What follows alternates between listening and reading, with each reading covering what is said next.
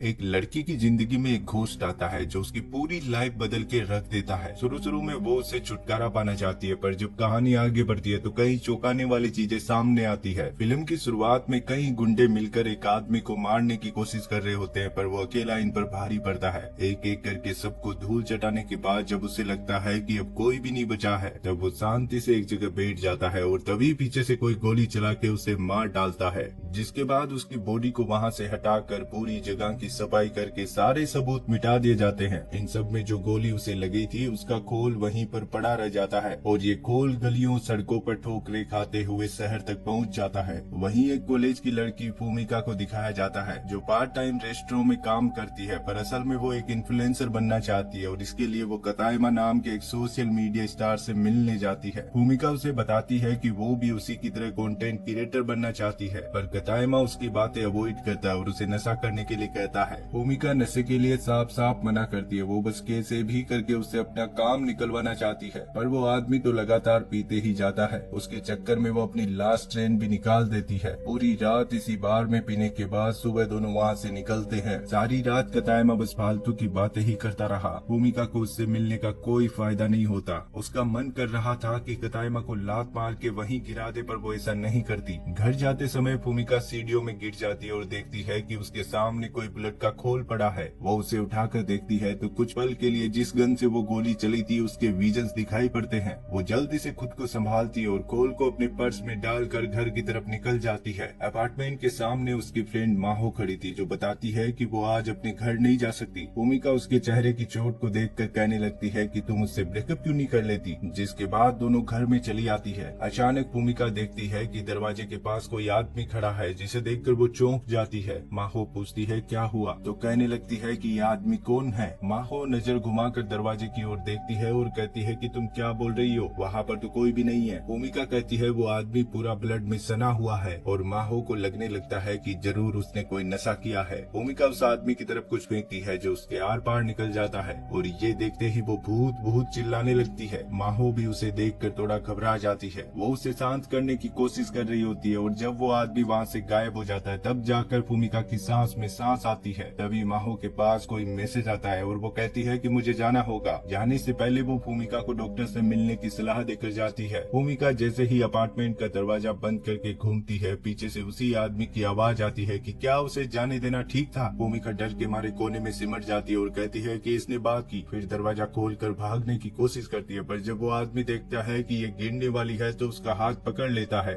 लेकिन गिर तो वो फिर भी जाती है क्योंकि हाथ थामते ही वो भूत उसकी बॉडी में घुस गया था। और कमाल की बात तो ये थी कि दोनों आपस में बात भी कर पा रहे थे, साथ ही की बॉडी को दोनों कंट्रोल भी कर रहे थे। भूमिका कहती है कि मेरी बॉडी से बाहर निकलो, तो भूत कहने लगता है कि देखो बात यह है कि मैं पहली बार भूत बना हूँ तो मुझे इस प्रोसेस का इतना पता नहीं है। भूमिका कहती है मैं कुछ नहीं जानती, मेरी बॉडी से बाहर निकलो। भूत कहता है ठीक है, आज के लिए इतना काफी है और वो उसकी बॉडी से बाहर निकल जाता है। अब उसे लगता है कि भूत चला गया और गॉड का शुक्रिया करती है कि वो अब भी जिंदा है, पर तभी वो उसके सामने आकर कहने लगता है कि किसी की बॉडी में घुसना जितना मैंने सोचा था उतना भी अच्छा नहीं था। और भूमिका चिल्लाते हुए भागती है कि ये अभी तक यहीं पर है। भागते हुए सोचती है कि क्या उसे पुलिस को कॉल करना चाहिए, पर सीढ़ियों से उतरते ही वो घोस्ट उसके सामने फिर से आ जाता है, क्योंकि जब भी वो उससे 15 मीटर के रेडियस से दूर जाती है तो घोस्ट अपने आप ही टेलीपोर्ट होके उसके सामने चला आता है। वो यहाँ से भी भाग जाती है और भागते भागते एक गली में माहो को देखती है जिसका बॉयफ्रेंड उससे पैसे मांग रहा था और उसे चोट पहुँचाने की कोशिश कर रहा था। भूमिका उसके बॉयफ्रेंड से इसके बारे में पूछती है तो कहने लगता है कि तुम हमारे मामले से दूर रहो, जिसके बाद वो माहो को लेकर जाने लगता है और माहो भी चुपचाप उसके साथ चली जाती है। तभी वो भूत आकर पूछने लगता है कि क्या तुम उसे पनिश करना चाहती हो। भूमिका डर तो जाती है पर इस बार वो डर के भागती नहीं। भूत कहता है तुम्हें पावर चाहिए तो मेरे हाथ को थामो, पर भूमिका उसे मना करती है और दोबारा अपनी बॉडी का कंट्रोल उसे नहीं देना चाहती। भूत कहता है तुमने माहो की चोट को देखा था ना, क्या तुम उसकी हेल्प नहीं करना चाहती। और तभी वो देखती है कि माहो का बॉयफ्रेंड उसके साथ फिर से बदसलूकी करने लगा है और ये देखने के बाद वो भूत की बात मान जाती है। जैसे ही वो उसका हाथ थामती है भूत उसकी बॉडी में घुस जाता है। माहो का बॉयफ्रेंड जब उसे पंच मारने वाला होता है तो भूमिका उसका हाथ पकड़ लेती है और उसे घुमाकर एक जोरदार पंच मारती है, पर इसके बाद भी उसकी अकल ठिकाने नहीं आती और वो उसे जान से मारने की धमकी देता है। लेकिन दूसरे मुंह में तो उसकी सिट्टी बिट्टी गुल हो जाती है और वो बेसुध होकर जमीन पर गिर जाता है, जिसके बाद भूत भी उसकी बॉडी से बाहर निकल आता है। लेकिन तभी उसका बॉयफ्रेंड फिर से खड़ा खड़ा होकर फूमिका पे हमला करता है और उसका गला दबाकर मारने की कोशिश करता है। भूत उसे अपना हाथ थामने के लिए कहता है, पर वो बहुत कोशिशों के बाद भी उसका हाथ नहीं पकड़ पाती। तभी माहो एक पत्थर से अपने बॉयफ्रेंड के सर पे मारती है और फूमिका की जान बचा लेती है। अब ये दोनों एक दूसरे को संभालती है और घर की तरफ चल देती है। वही वो भूत उस आदमी को देखता है और फूमिका से आकर कहता है कि तुम्हें देखना चाहिए वो जिंदा भी है या नहीं, ऐसे वृक्ष से कौन मारता है। फूमिका कोई जवाब नहीं देती, बस उसकी तरफ देखती रहती है और माहो पूछती है, क्या सच में तुम्हें कोई दिखाई देता है? फूमिका हाँ में जवाब देती है। अब ये तीनों एक कॉफी शॉप में जाते हैं जहाँ पे फूमिका उसे भूत के बारे में सब कुछ बताती है कि उसे उसके अलावा ना कोई देख सकता है, ना सुन सकता है और ना ही टच कर सकता है। माहो कहती है, मतलब कि जो फाइटिंग तुमने की थी वो असल में भूत कर रहा था? फूमिका कहती है, हाँ, वो मेरी बॉडी को कंट्रोल कर सकता है। तभी फूमिका अपने हाथ को देखती है और भूत पर चिल्लाती है कि देखो तुमने क्या किया। अब वो इंटरनेट पे सर्च करती है कि भूतों से पीछा कैसे छुड़ाएं और तुरंत नमक की बोतल उठा के जहाँ पे वो बैठा था वहाँ पे गिराने लगती है। माहू उसे ऐसा करने से रोकती है और शांत करके बिठाती है क्योंकि आसपास के लोग उसे पागल समझ रहे थे। भूत कहता है, मैंने तुम्हारी हेल्प की और तुम मुझ पर गुस्सा हो रही हो। भूमिका कहती है, तो फिर यहाँ से चले जाओ। भूत कहता है, ये इतना भी आसान नहीं है। याद है तुमने वो गोली का खोल उठाया था? मुझे लगता है मेरी मौत जिस गोली से हुई है ये उसी का था। वो जल्दी से अपनी पॉकेट से कारतूस निकालती और छिटक कर फेंकते हुए कहती है कि मुझे नहीं पता था कि ये गन से निकली गोली का है। भूत बताता है कि उसे कुछ भी याद नहीं कि वो कैसे मरा, पर शायद वो इसी गोली से मरा था, इसीलिए जब भूमिका ने इसे उठाया तो वो उसके साथ जुड़ गया। भूमिका हैरान होती है कि उसका मर्डर हुआ था और वो भूत अपने बारे में बताने लगता है कि उसका नाम कूडो है। मरने से पहले वो एक हिटमैन था। ये सुनकर तो भूमिका की सिट्टी बिट्टी गुल हो जाती है। कूडो बताता है कि वो किसी संस्था के लिए काम करता था और शायद उसी संस्था के किसी ग्रुप ने उसको मारा है, तो जब तक वो अपनी मौत का बदला नहीं लेता तब तक उसकी मुक्ति नहीं होगी। कूडो कहता है कि हम दोनों मिलकर उनको चुन चुन के मारेंगे, बस तुम मेरी हेल्प करना। और भूमिका जो उसकी बातों से पूरी शौक में थी साफ साफ मना करके जल्दी से यहाँ से निकल जाती है। भूमिका माहो को बताती है कि उसे किसी हिटमैन के बदले में कोई दिलचस्पी नहीं है और अब से वो कूडो को इग्नोर करने का फैसला करती है। कूडो कहता है, अच्छा होता कि वो कारतूस तुम्हें ना मिलकर किसी सोल्जर को मिल जाता। भूमिका माहो को एक अलार्म देती है और कहती है कि अगर वो आदमी दोबारा दिखे तो मुझे कॉल करना और पुलिस को बताना मत भूलना। जिसके बाद वो उसे बाय बोलकर चली जाती है। अब वो एक चर्च की तरफ जाती है और उस कारतूस को वहीं फेंक कर गौर से कहती है कि उसका कूडो से पीछा छूट जाए। कूडो बताता है कि वो इसमें एक्सपर्ट तो नहीं है, पर उसे नहीं लगता कि ये इस तरह काम करता है। तभी फूमिका के पास कतायमा का मैसेज आता है जो एक नरुमी नाम के लड़के के साथ था, जिसे देखकर वो काफी एक्साइटेड हो जाती है। कूडो पूछता है कि ये नरुमी कौन है और तुम इसे देखकर इतनी एक्साइटेड क्यों हो? भूमिका बताती है कि ये सोशल मीडिया स्टार है, इसके पास 70,000 से भी ज्यादा फॉलोवर्स है। कूडो भी उसकी फोटो देखता है और चौंकते हुए कहता है कि ये नरुमी तो अच्छा आदमी नहीं है। भूमिका पूछती है, तुम्हें कैसे पता? पर कूडो सब भूल गया था, उसे कुछ भी याद नहीं था और भूमिका उसकी बातों को इग्नोर करके चली जाती है। वो उसी बार में जाती है जहाँ पर कतायमा और नरुमी पार्टी कर रहे थे और वो भी उनके साथ पीने बैठ जाती है। जल्दी उसे एहसास होता है कि वो दोनों उसको छूने की कोशिश कर रहे हैं और अब उसका सर घूमने लगा था। वो कहती है, मुझे ठीक नहीं लग रहा, अब शायद मुझे घर जाना चाहिए और काउंटर पे पैसे देकर जाने लगती है, पर वो ठीक से चल भी नहीं पाती। उसे एहसास होता है कि इन दोनों ने उसकी ड्रिंक में कुछ मिलाया है। कतायमा और नरुमी आपस में बातें कर रहे होते हैं कि हमने सोचा भी नहीं था कि ये ड्रग्स इतना जल्दी काम करेगा। और तभी भूमिका खड़ी होकर गुस्से में उन दोनों को देखते हुए कूडो से कहती है कि तुम्हारा शुक्रिया मुझे बताने के लिए कि ये दोनों मुझे ड्रग्स दे रहे थे।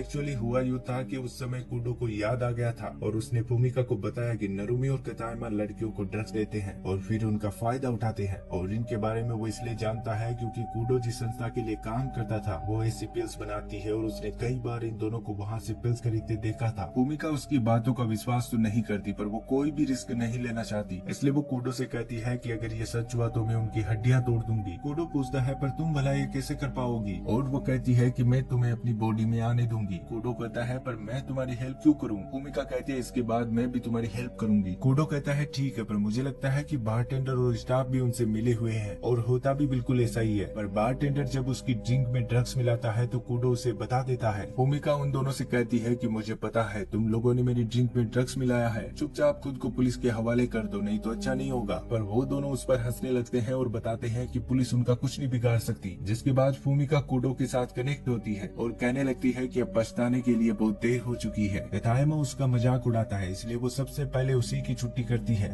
बिल्कुल किसी प्रोफेशनल फाइटर की तरह एक एक करके सबको पीट कर उनका बुरा हाल बना देती है। पर इसी फाइट में जो बारटेंडर था वो मारा जाता है और भूमिका डर के मारे रोने लग जाती है। कूडो को समझ नहीं आता कि वो उसे शांत कैसे करे और वो कहता है कि चिंता मत करो, मैं तुम्हें जेल नहीं जाने दूंगा। वो बताता है कि हमें इन सबको खत्म करके सारे सबूत मिटाने होंगे। और ये बिल्कुल भी गलत नहीं है, क्योंकि ये सभी लोग बुरे इंसान हैं। पता नहीं कितनी लड़कियों की जिंदगी बर्बाद कर चुके हैं, लेकिन ये सब करने के लिए हमें किसी को बुलाना होगा जो मेरी संस्था में ही काम करता है। वो अच्छा आदमी तो नहीं है, पर हमारा काम बन जाएगा। कूडो नंबर बताता है और भूमिका उस आदमी को कॉल करके बताती है कि वो कूडो को जानती है और जल्द से जल्द उसे यहाँ आ जाने के लिए कहती है। थोड़ी देर में कागेरा नाम का एक हिटमैन आता है और भूमिका से पूछता है कि क्या वो अकेली है, कूडो कहाँ पे है। तो भूमिका बताने लगती है कि कूडो घोस्ट बन चुका है और बस उसे ही दिखाई देता है। पर कागेरा बिल्कुल सीरियस होता है, उसे भूमिका की बातें मजाक लगती है। वो चाकू निकाल कर उसकी ओर बढ़ने लगता है। कूडो घबराते हुए कहता है कि वो तुम्हें मारने से पहले एक बार भी नहीं सोचेगा। वो जल्दी से उसकी बॉडी में घुस के एक ही मुंह में उसी का चाकू उसी की ओर तान देता है और कहता है कि तुम अब भी मुझे हरा नहीं सकते। कागेरा समझ जाता है कि ये तो सिर्फ कूडो ही कर सकता है, जिसके बाद भूमिका कूडो की बातें कागेरा को समझाती है और वो अपने काम पे लग जाता है। जितनी भी बॉडीज थी उन सबको एक गाड़ी में डालकर निकल पड़ते हैं। भूमिका रास्ते में कागेरा से कूडो की मौत के बारे में पूछती है। कागेरा बताता है कि इसके बारे में उसे ज्यादा नहीं पता, पर कुछ दिनों पहले ही उनकी संस्था के ओनर की मौत हो गई, जिसके बाद सारा काम उसके बेटे ने अपने हाथ में ले लिया। लेकिन नया ओनर गलत काम करने लगा और कूडो को ये बिल्कुल भी पसंद नहीं था। भूमिका कहती है मतलब कि ओनर ने ही कूडो को मारा है। तो कागेरा कहता है कि इसके बारे में वो नहीं जानता। अब वो उन सभी को उसी जगह लेकर जाता है जहाँ पर कूडो को मारा गया था और यहाँ आने के बाद कूडो को भी ये जगह जानी पहचानी सी लगती है। कागेरा उन सभी को खत्म करके अपना काम पूरा करता है, जिसके बाद वो भूमिका को उसके अपार्टमेंट के सामने ड्रॉप करता है और जाने से पहले पूछता है कि क्या कूडो सच में उसे दिखाई देता है। भूमिका हाँ में जवाब देती है और वो दोबारा कभी ना मिलने का बोल के चला जाता है। अपार्टमेंट में आने के बाद भूमिका कूडो का शुक्रिया करती है और बताती है कि अगर वो नहीं होता तो पता नहीं वो लोग उसके साथ क्या करते। कूडो कहता है कि उसने पिछली लाइफ में कई लोगों को मारा है, पर इस आफ्टर लाइफ में उसे लोगों की हेल्प करके अच्छा लग रहा है। भूमिका कहती है फिर वादा करो कि तुम इस आफ्टर लाइफ में ऐसे ही हीरो बन के रहोगे और कूडो भी उसकी बात मान जाता है। जिसके बाद भूमिका सो जाती है क्योंकि वो काफी थक चुकी थी। वहीं इधर कूडो की संस्था को दिखाया जाता है। उसका नया लीडर जो ओनर बनते ही गलत काम करने लगा था, टेंशन में होता है कि कूडो मरा भी है या नहीं। तभी वहाँ पर कागेरा आता है और बताता है कि कूडो के बारे में बात करनी है। ओनर पूछता है क्या तुम्हारे पास उसका कॉल आया था। कागेरा बताता है कि कूडो का भूत एक कॉलेज की लड़की को अपने वश में करके रखा है। ओनर को उसकी बातों में विश्वास तो नहीं होता, पर फिर भी वो अपने कुछ हिटमैन्स को सच्चाई का पता लगाने के लिए भेज देता है। कागेरा उसे वार्निंग देता है कि नॉर्मल गुंडों को मत भेजना, कोई भी नहीं बचेगा। ओनर को उसकी बातें मजाक लगती है और कागेरा उसे तरस भरी नजरों से देखता है। थोड़ी ही देर में गुंडे भूमिका के अपार्टमेंट तक पहुंच जाते हैं। खतरे का एहसास होते ही कूडो जल्दी से भूमिका को जगाता है। पेरू की आवाज सुनकर वो समझ जाता है कि 4 लोग उन्हीं की तरफ आ रहे हैं। जैसे ही डोर से आवाज आती है वो तुरंत भूमिका को हाथ थामने के लिए कहता है। अब चारों में से एक गुंडा अंदर आता है, जिसे कूडो बड़ी आसानी से अपने बस में करके उसकी गन बाकी तीनों की तरफ तान देता है। इन गुंडों का लीडर बाहर से देखता है कि अपार्टमेंट में गोलियां चल रही है। वो अंदर जाकर देखता है तो उसके चारों साथी वहाँ पर घायल पड़े थे। बालकनी से नीचे देखता है तो वो लड़की भाग रही थी। भूमिका भागते हुए उसी जगह पहुँच जाती है जहाँ पर कूडो मरा था। और कमाल की बात तो ये थी कि यहाँ पर कागेरा पहले से मौजूद था। कागेरा बताता है कि उसी ने सबको भूमिका के बारे में खबर दी थी। ये सुनकर कूडो उस पर काफी गुस्सा होता है। भूमिका कहती है तुम्हारी वजह से मेरे अपार्टमेंट की हालत बिगड़ चुकी है, अब तुम ही उसको ठीक करके दोगे। जब कागेरा भूमिका पे गन तान देता है तो कूडो तुरंत उसकी बॉडी में घुस के कागेरा की गन छीन कर उसे खोल कर फेंक देता है। अब इन दोनों के बीच में फाइट होती है और कागेरा बड़ी चालाकी से गन उठाकर उसे शूट करना चाहता है, पर कूडो फिर से गन छीन कर उसी पे तान देता है। और जैसे ही वो गन पॉइंट करता है उसे सब याद आने लगता है कि वो कैसे मरा था। कागेरा बताता है कि हाँ मैंने ही तुम्हें मारा है। कूडो पूछता है तुमने ऐसा क्यों किया। कागेरा बताता है कि जब नया ओनर बना तो हम लोग उसके खिलाफ थे, पर बाद में तुमने बिना बताए अपनी जॉब छोड़ दी और हमारे विद्रोह की आग वहीं पर बुझ गई। जिसके बाद नए ओनर ने तुम्हें मारने के ऑर्डर्स दिए और मुझे मारना पड़ा, नहीं तो वो लोग मुझे भी नहीं छोड़ते। वहीं कूडो को याद आता है कि जब कागेरा उसे मारने आया था तो उसने भागने का मौका दिया था, पर कूडो अपनी लाइफ से तंग आ चुका था और उसी ने कागेरा को उसे मार देने के लिए कहा था। कागेरा रोने लग जाता है क्योंकि वो भी अपनी लाइफ से तंग आ चुका था। वहीं इधर ओनर काफी गुस्से में होता है कि एक मामूली सी लड़की प्रोफेशनल फाइटर्स को चकमा देके भाग गई। उसके गुंडे बताते हैं कि उसके मुंह किसी नॉर्मल इंसान के नहीं थे, जरूर उसमें कूडो की आत्मा है। इधर कागेरा कहता है कि तुम्हें शहर छोड़कर जाना होगा, वो लोग तुम्हारा पीछा नहीं छोड़ेंगे। और भूमिका बताती है कि क्यों ना हम ओनर को ही खत्म कर दे, इससे पूरी संस्था ही बंद हो जाएगी, फिर ना तुम्हें कोई खतरा होगा ना मुझे, और सबसे बड़ी बात कूडो को भी मुक्ति मिल जाएगी। पर कागेरा उसकी बात पर राजी नहीं होता क्योंकि इस काम में बहुत खतरा है और भूमिका की जान भी जा सकती है। भूमिका गुस्से में कहती है कि ये वो खुद के लिए करेगी, उसे किसी के आने या ना आने से कोई फर्क नहीं पड़ता। उनकी वजह से उसका पूरा अपार्टमेंट बर्बाद हो गया